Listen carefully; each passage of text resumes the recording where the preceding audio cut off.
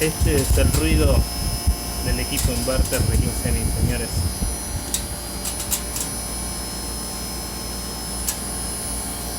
Increíble.